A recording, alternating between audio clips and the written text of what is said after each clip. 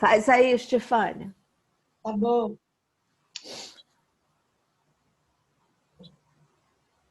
Amado Mestre Jesus, aqui estamos, pronto para a tua ceia, através do professor, da orientação, através das tuas palavras, Senhor.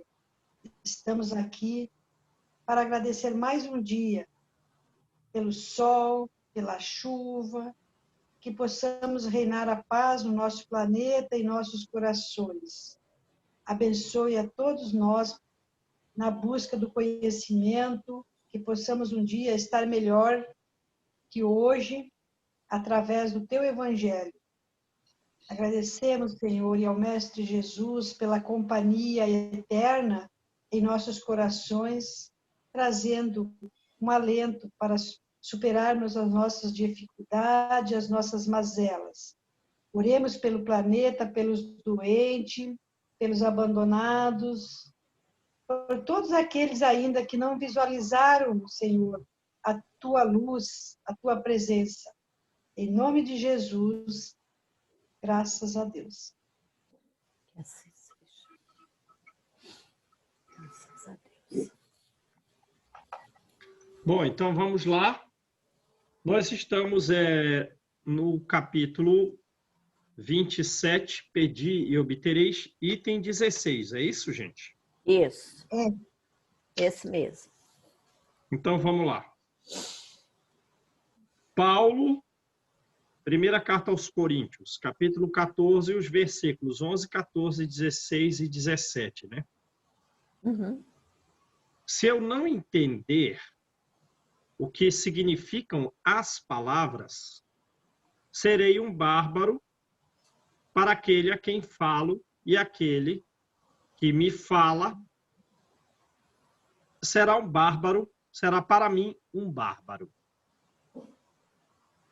Então não há uma compreensão, né, entre os dialogadores. Se oro numa linguagem que não entendo, meu coração ora, mas a minha inteligência não colhe frutos. Então, há algum benefício, né? Pela questão emotiva, a pessoa pode acabar em uma sintonia e ser atendida numa questão ou noutra. Mas no desenvolvimento das luzes para seguir uma direção mais adequada da vida, não há frutos nessa direção. Se louvais a Deus apenas de coração, como é que um homem do número daqueles que só entendem a sua própria língua responderá amém no fim da vossa ação de graça, já que ele não entende o que dizeis? Como dirá que assim seja? Como ele vai dizer que assim seja se ele não entendeu nada? Não é que a vossa ação não seja boa, mas os outros não se edificam com ela. Então, as preces têm que ser inteligíveis. Ora, mas tem alguém dizendo prece ininteligível? Não. Mas tem gente repetindo prece sem que o pensamento participe daquilo, certo? Sim. Não dá. A prece, o pensamento tem que participar, né? A prece só tem valor pelo pensamento que lhe está conjugado. Então, vejam, tem que produzir uma retificação intelectual. Nossa, o intelecto tem que participar da prece para que haja uma mudança de conduta em função da compreensão do que é dito. Porém, é impossível conjugar um pensamento qualquer àquilo que não se compreende, pois o que não se compreende não pode tocar o coração. Então, há uma necessidade de uma compreensão para que haja uma alteração profunda de sentimentos, né? Uhum. Para a imensa maioria das criaturas, as preces feitas numa língua que elas não entendem não passam de um amontoado de palavras que nada dizem ao espírito, que nada dizem ao intelecto. Para que a prece toque, é preciso que cada palavra desperte uma ideia. Cada palavra tem que ser bem dita, bem colocada, um raciocínio muito bem construído, com sentimentos profundos, porém, em que a reflexão coloca adequadamente cada palavra em seu local, a ponto de despertar uma ideia significativa vinculada ao nosso progresso. Ora, mas se a pessoa não está nem entendendo isso, ora, a palavra que não é entendida não pode despertar ideia nenhuma. Será repetida, que é o que se faz, o pensamento não está participando, não há uma reflexão a respeito das palavras ditas em oração, quando ela é repetida como uma simples fórmula, cuja virtude dependerá do maior ou do menor número de vezes que a repitam. Percebe? Então, imagina um homem, um ser inteligente, um ser emotivo, que vai repetir uma prece em que o pensamento não participa de nada e que ele crê que o benefício será oriundo do maior número de vezes em que a oração é repetida. Não faz sentido, certo? Certo. Não faz sentido. Muitos oram por dever, quer dizer, por compromisso.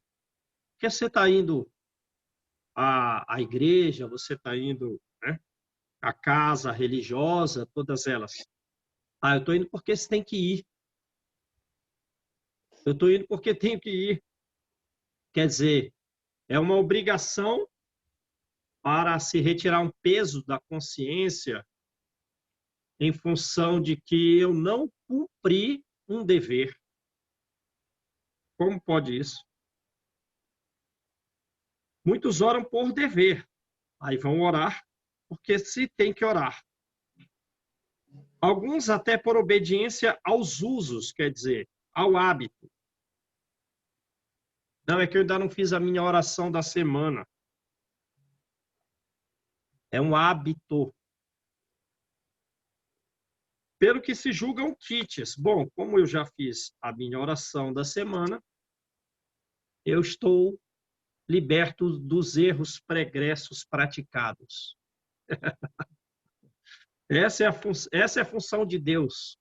Vamos arrolar as dívidas aqui para perdoá-las, já que eu já realizei 7 orações do Pai Nosso e tantas orações da Ave Maria e tantas das outras, eu estou quite. Deus já me perdoou a dívida. Ô, João, lembrei da minha avó. A minha avó, todo dia de manhã cedo, ela começava assim, por volta de umas 6 e pouco da manhã, ela começava as orações dela. Ela tinha os caderninhos, livrinho, tudo de oração. Aí ela orava pelo médico, pelo motorista, pelo não sei quem.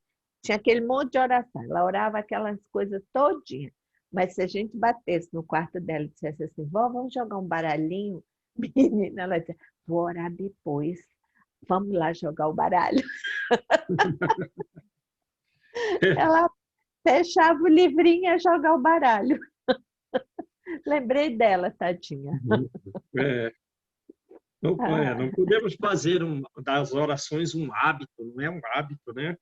A gente tem que participar com o máximo do melhor nosso numa oração. Acho que Então, tem que envolver o pensamento e o coração, né? Tem que ser a mente, tem que estar a mente e o coração tem que estar interligados para você para a oração ter um proveito, né? Sim, exatamente. Não pode ser por hábito, por dever, né? Porque assim eu não faço uma sintonia com a espiritualidade superior. Tem que participar com pensamento e sentimentos com fervor, né? Sim. Deus lê no fundo dos corações, vê o pensamento e a sinceridade.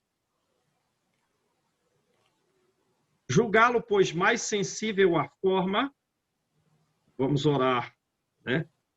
Por dever, por hábito, repetindo tantas vezes uma determinada oração, é orar pela forma.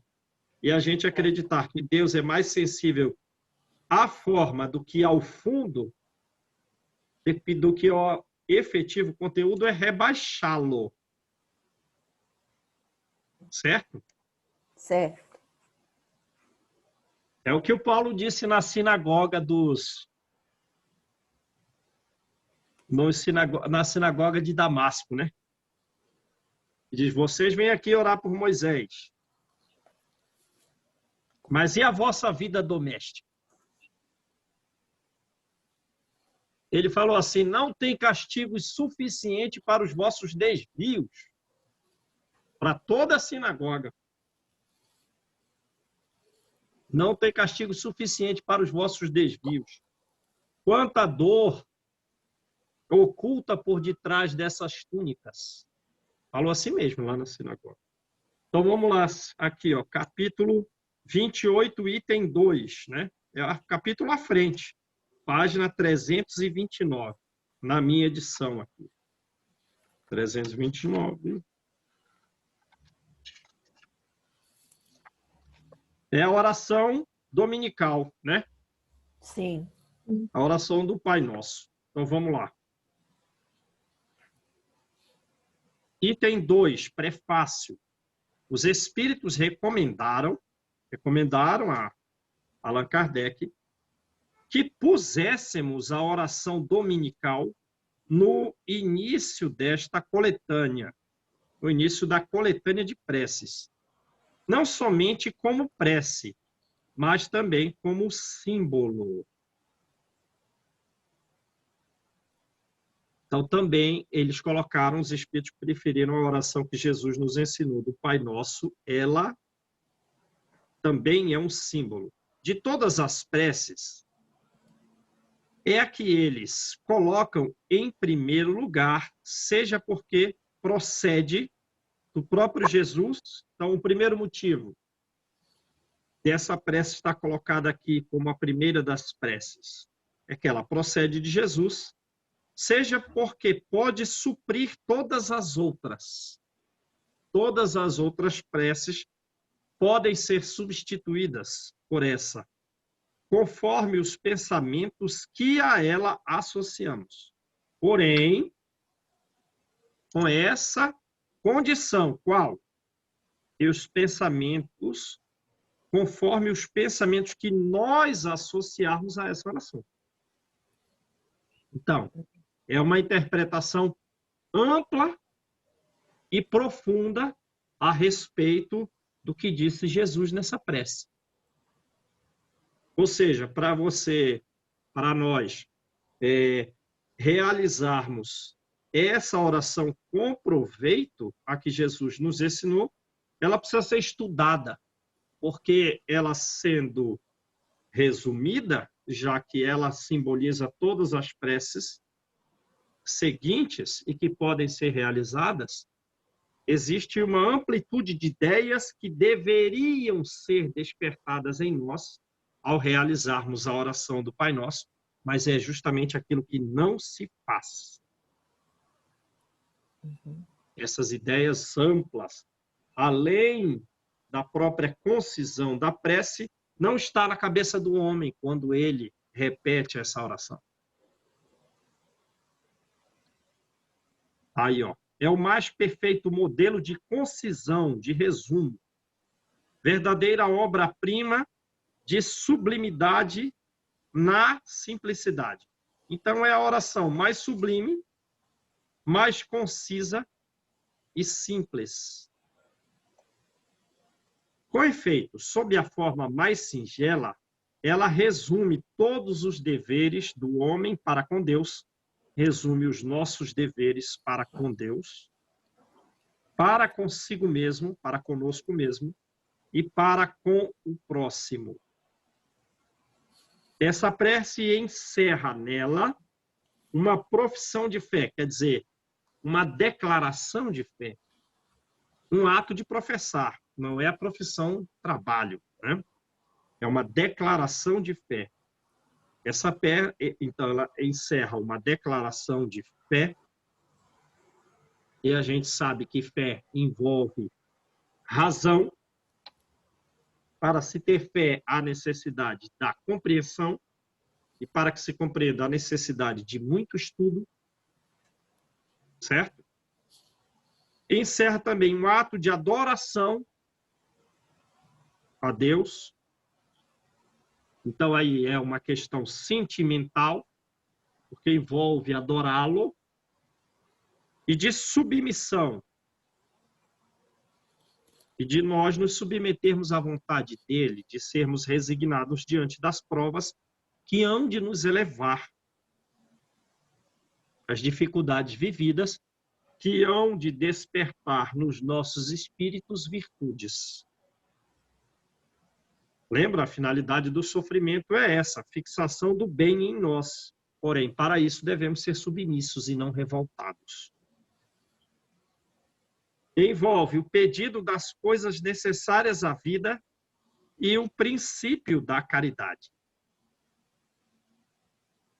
Percebe? Tudo isso na prece do Pai Nosso.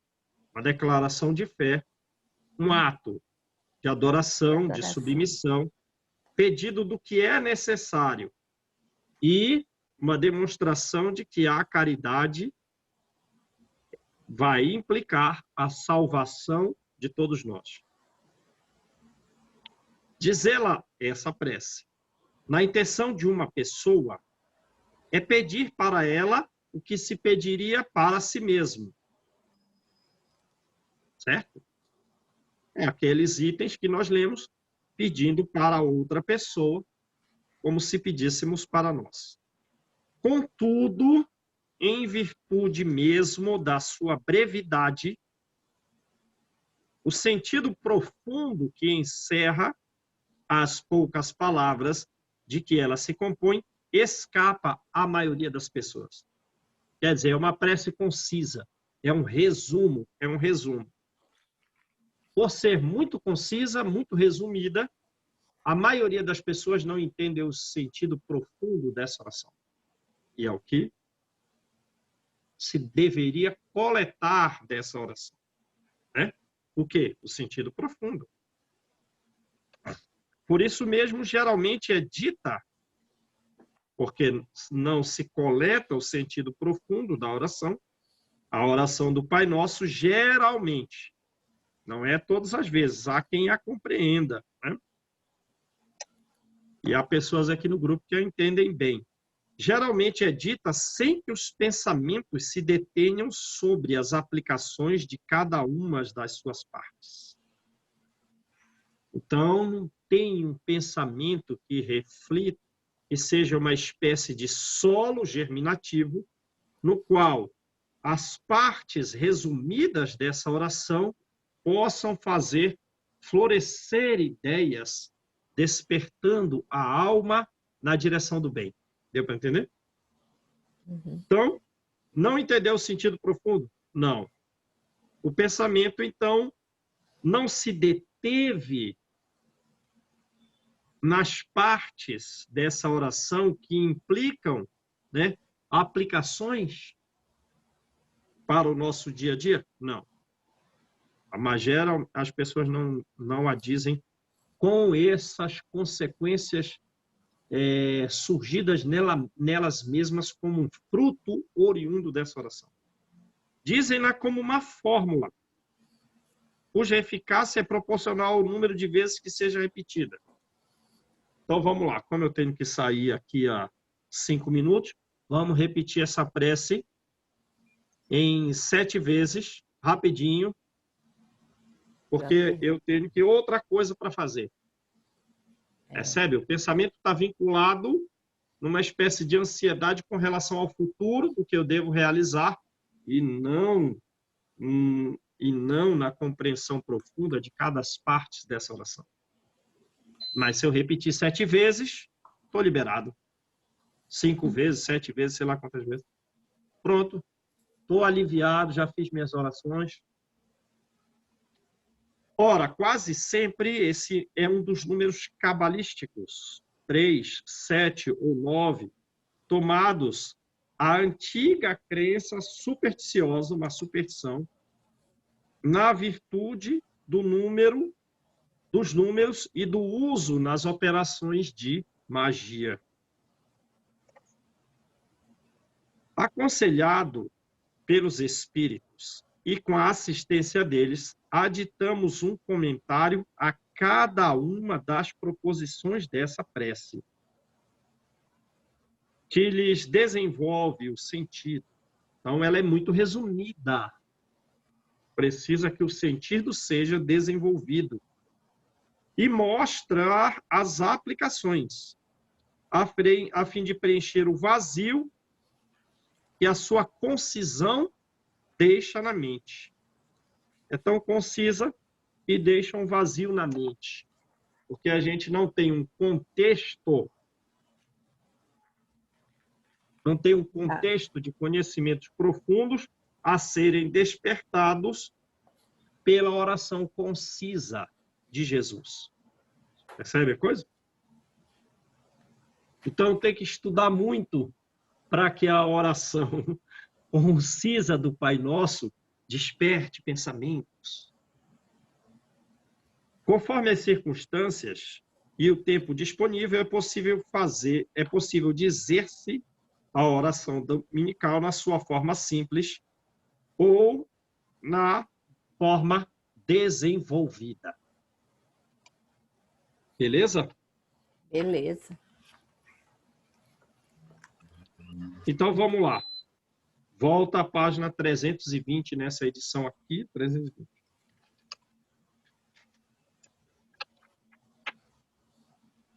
Prece pelos mortos e pelos espíritos sofredores. Certo? Certo. Os espíritos sofredores reclamam preces. Eles pedem preces.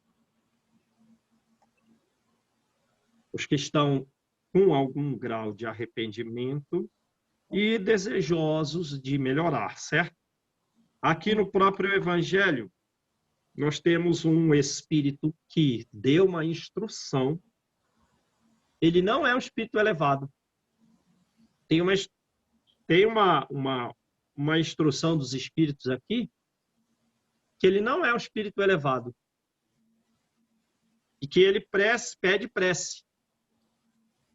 Mas ele esclarece a respeito da prece, justamente porque ele percebeu-se como um necessitado e está sentindo o benefício que é a prece. Quem foi esse espírito?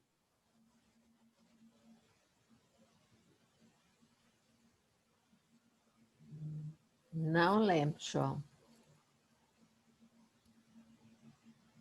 Por isso que tem que estudar várias vezes o Evangelho.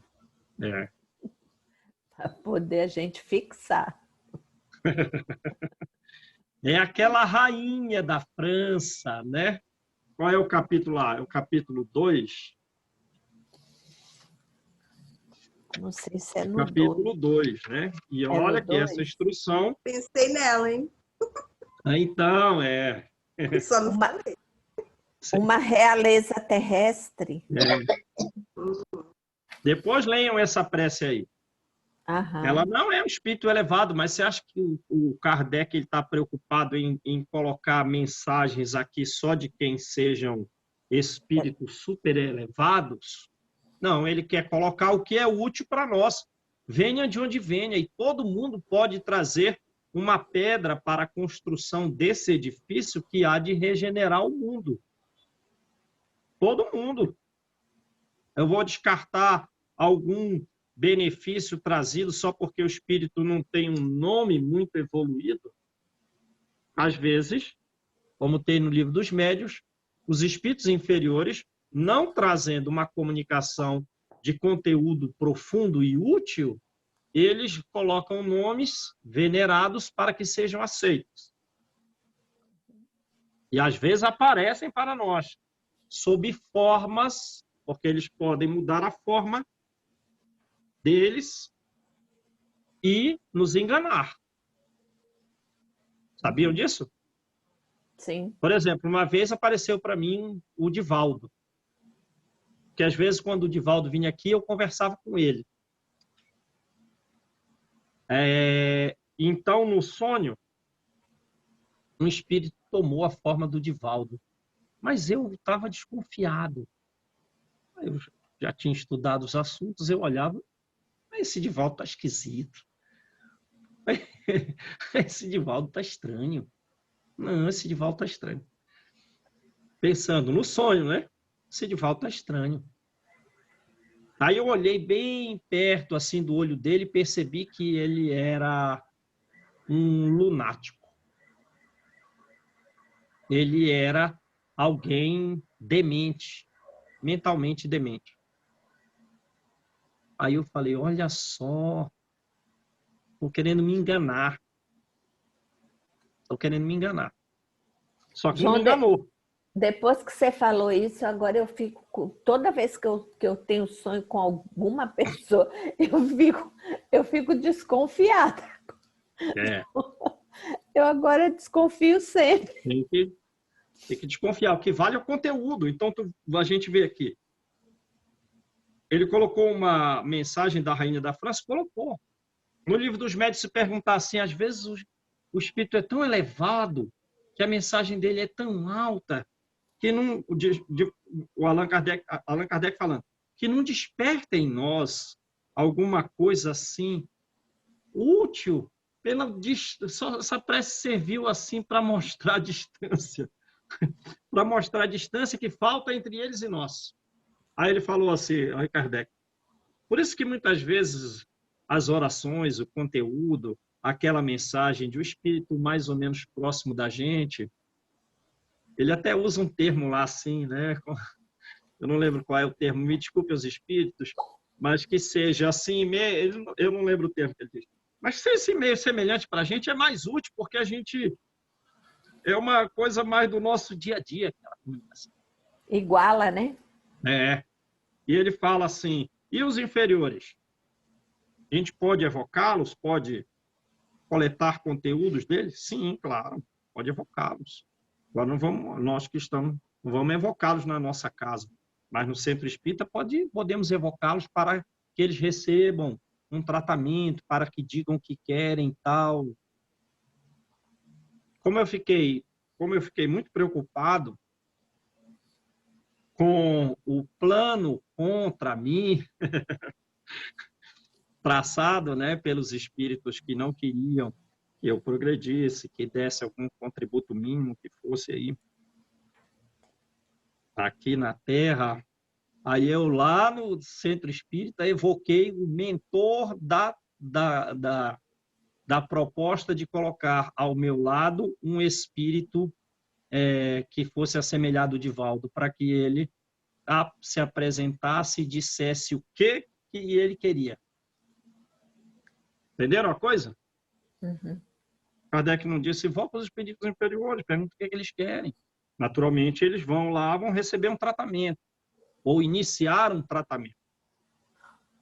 Uhum. E assim eu fiz. Uma postura infinita de fé, fiz assim. Lá dentro do centro orei, pedi que fosse trazido o mentor para que eu soubesse qual era a espécie de plano traçado contra mim. E aí Eurípides Barçanufo trouxe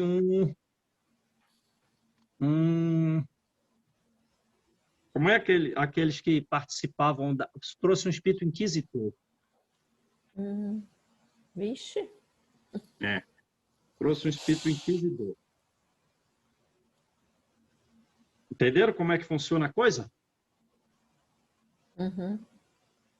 Mas também eles se vingaram de mim.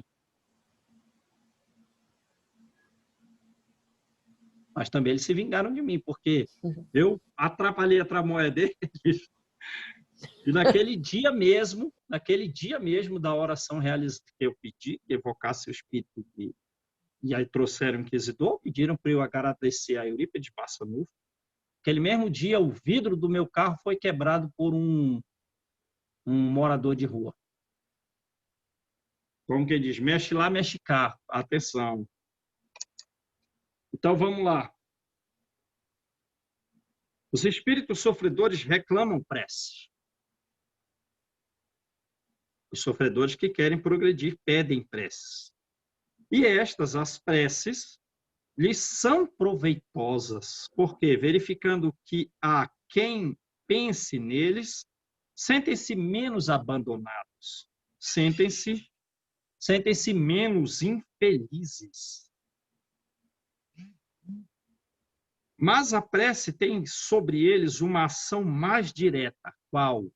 Reanimá-los, incutir-lhes o desejo de se elevarem pelo arrependimento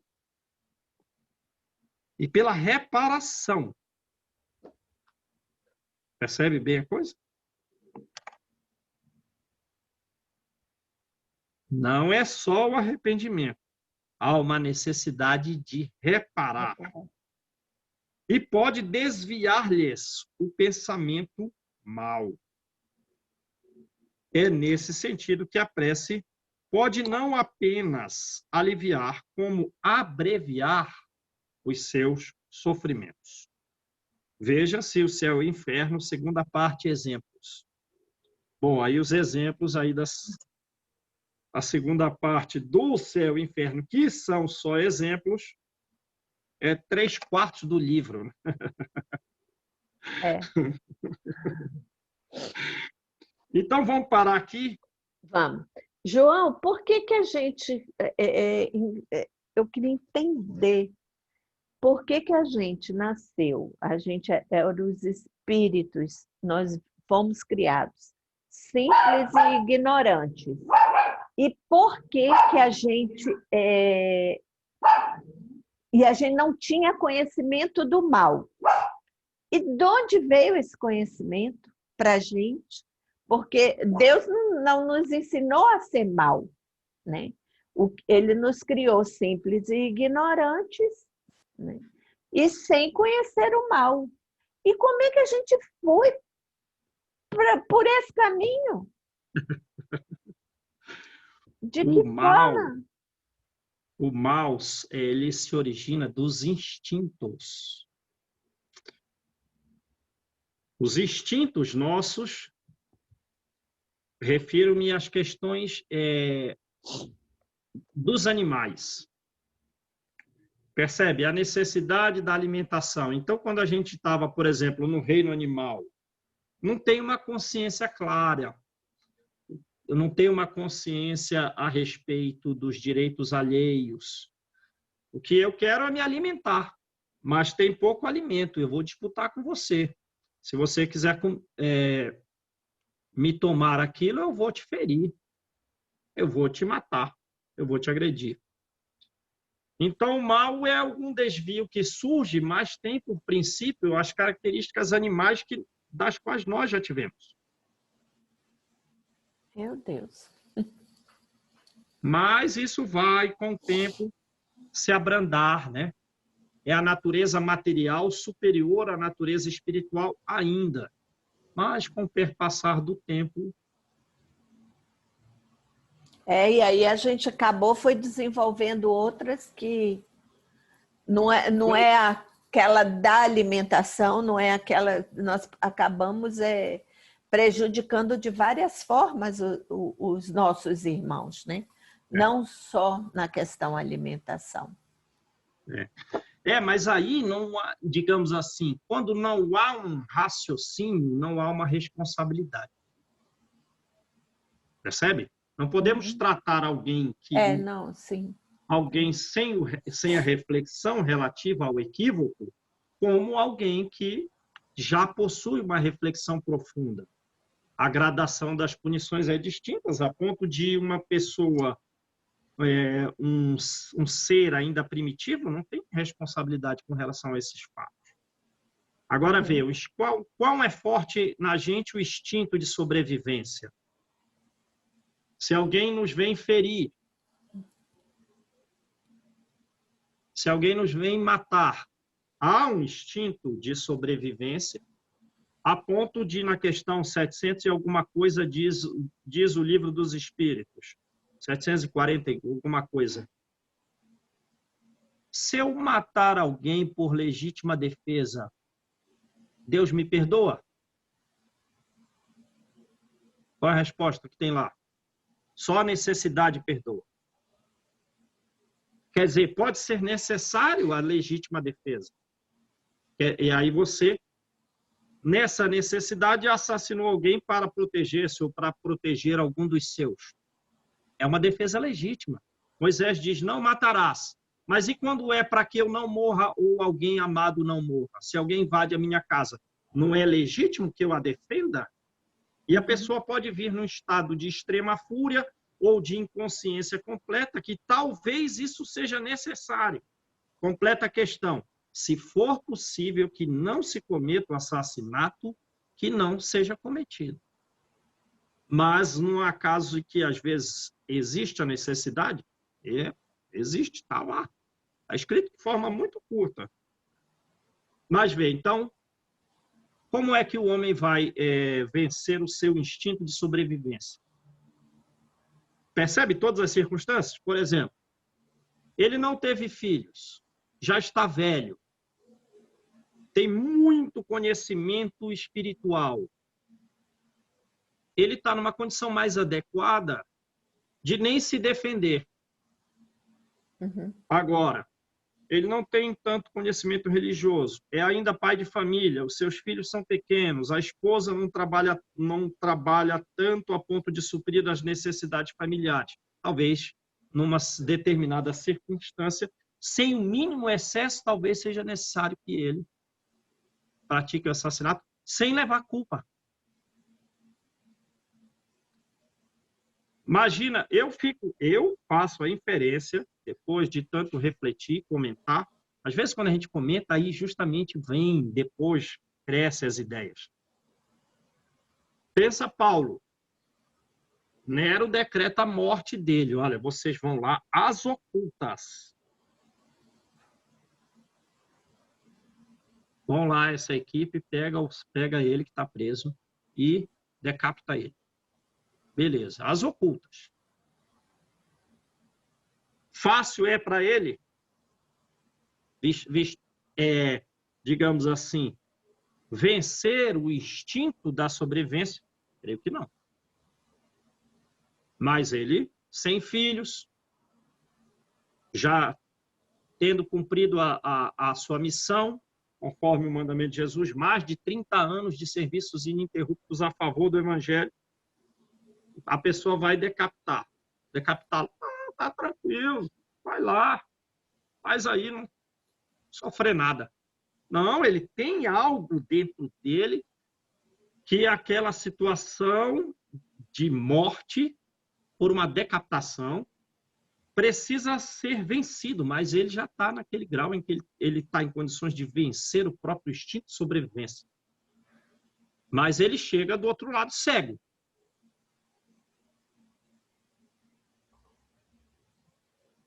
Raciocínio claro, claro. Matemático, matemático. Preto no branco, preto no branco. Talvez seja essa questão relativa ao instinto de sobrevivência que ele cedeu, mas não com muita facilidade, seja a causa da cegueira dele no plano espiritual. Pela segunda vez. Antes não, era o orgulho, como ele próprio diz, meu Deus, Jesus veio me socorrer quando eu estava no auge do abismo das minhas trevas. Ele mediu o tamanho de misericórdia de Jesus, quando nem os apóstolos o receberam na igreja do caminho, nem os apóstolos. Aí ele falou assim, nossa, Jesus realmente é incomparável, porque ninguém no mundo me quer. Mas ele veio me buscar quando eu estava no auge do meu abismo espiritual. Então, são essas coisas aí. Veio um bandido ali assassinar você. Aí você não tem instinto de sobrevivência nenhum. Tenta ver a cena, invade sua casa aí. Não sei, a gente tem dificuldade para observar quais, nas palavras, o que eu estou dizendo é, qual seria o seu grau emotivo? Você ia estar super tranquilo? Não. Ou haveria algum nervosismo a ser vencido, oriundo do instinto de sobrevivência? Então, são esses instintos que geraram, depois que o homem se deturpou com algum desenvolvimento intelectual, a manutenção desses instintos aí. É que, digamos assim, mostra a ausência ainda do bem nele, a superação desses instintos acima das características espirituais, um tanto ainda incipiente no homem. Beleza, gente? Então vamos lá. Quem faz a oração para nós aí?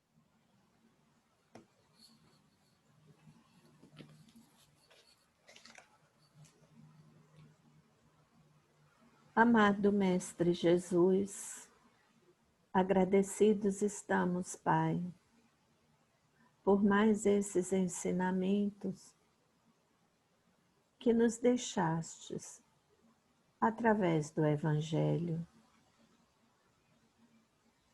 Senhor, te pedimos que nos ajude sempre para que coloquemos em prática tudo o que estamos aprendendo, Senhor.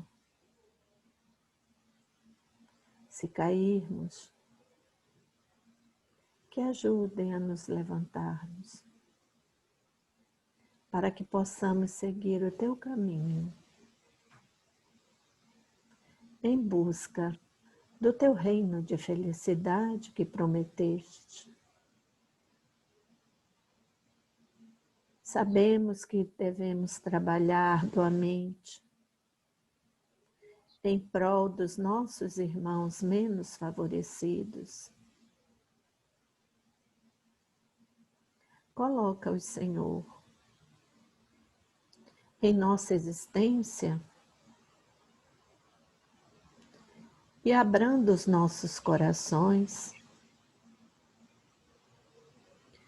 para realizarmos toda a ajuda necessária.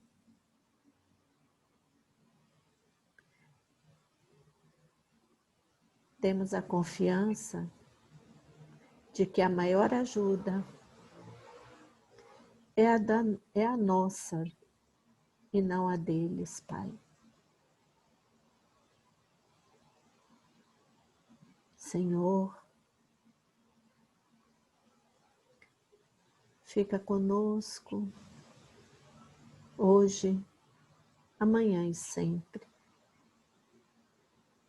Que assim seja. Graças a Deus. Tchau, gente. Um abraço. Fiquem com Deus. Até a tarde. Até tarde.